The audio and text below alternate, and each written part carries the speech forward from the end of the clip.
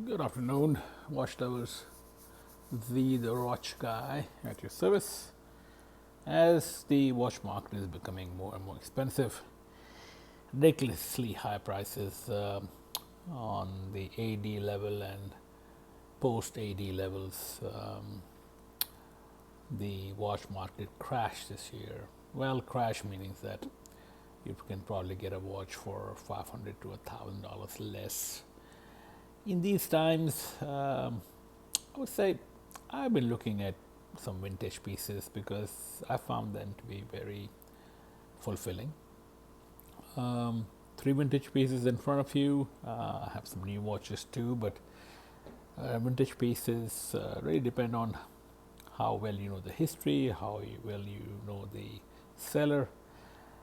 Small example, three ones in front of you are Tudor date from the 70s, 1500 Rolex from the same era, and a Constellation Omega automatic from 1950s.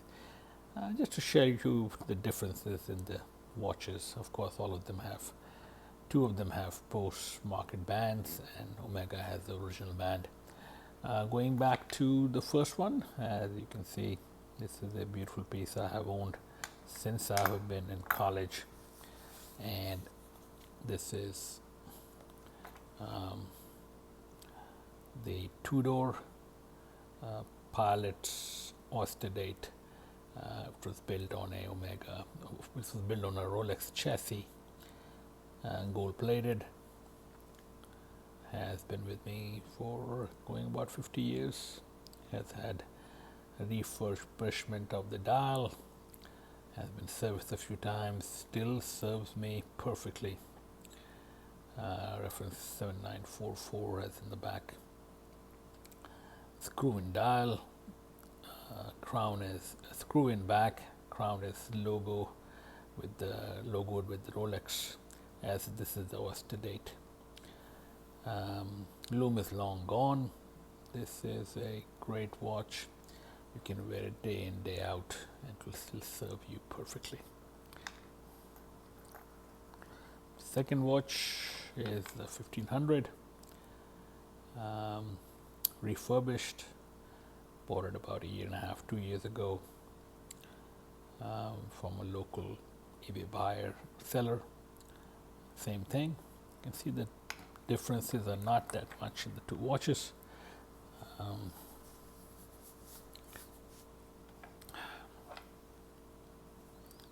Rolex, of course, immaculately restored by the seller, has amazing build quality, still tight mechanisms, and maybe a minute loses or gains about a minute a day. There you go. Still feels substantial in your hands. Of course, you can see that my original Tudor has a lot of dings, all testament to its history with me, and they tell a story. Very similar, same chassis, same Oysterdates case. Of course, the Rolex looks bigger because of the stick markers and stick hands. Beautiful, almost sunburst looking dial. This one was textured until rehab was done. Still, rehab was done very nicely. This watch is a looker anytime you wear it. Bands are leather.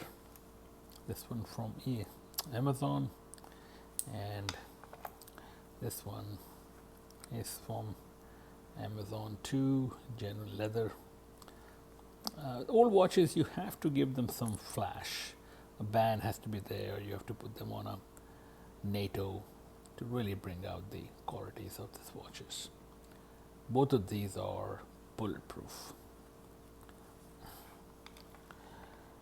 Third watch, just to give you an idea of the size. relatively smaller watches compared to the watches we have now, about 33 to 34 millimeter thickness. Look at this beautiful watch. I would look for a refurbished vintage. True vintage might be too rough for you, especially if you are a beginner in terms of watch collecting. This is Omega, Constellation, Pi, Band, factory dial, which is checkered or waffle.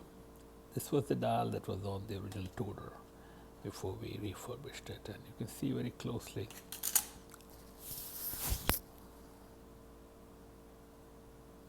how beautiful it is, with a what is called a target marker, the two lines crossing in the middle, Omega logo, Omega back with the Constellation logo, and original Omega band from the same era. You can see this looks somewhat better dial wise because of the beautiful gold markers and the Arabic markers at the 3, 12, 9 and 6. It really looks better than the pictures do it justice, comparing it to the Rolex. Somewhat plain. This doesn't have a screw down crown. Both of these do have a screw down crown, and it's very light compared to the Rolex, which looks much more substantial and feels much more substantial. My wife actually likes this on my hand. She thinks it's a very pretty watch. You can get this depending on the history on eBay or Chrono for anything between $1,500 to $2,500, depending on how you bargain. But build quality, certainly Omega has a beautiful mechanics. They never need service, I heard. I don't know, I haven't tried. I have two Omegas. Tudors and Rolexes are bulletproof, but they require service after 5, 6, 7 years. Build quality wise, these are not the same era. This is 50s, of course these are 60s and 70s. Rolex is substantially better. Even latest Rolexes, I think, have that command of presence. Beautiful Omegas are there, they are very pretty, but I would say, not being a fan of Rolex, Rolexes are Rolexes, even though I think Omega movements are better. Alright guys, thank you, bye.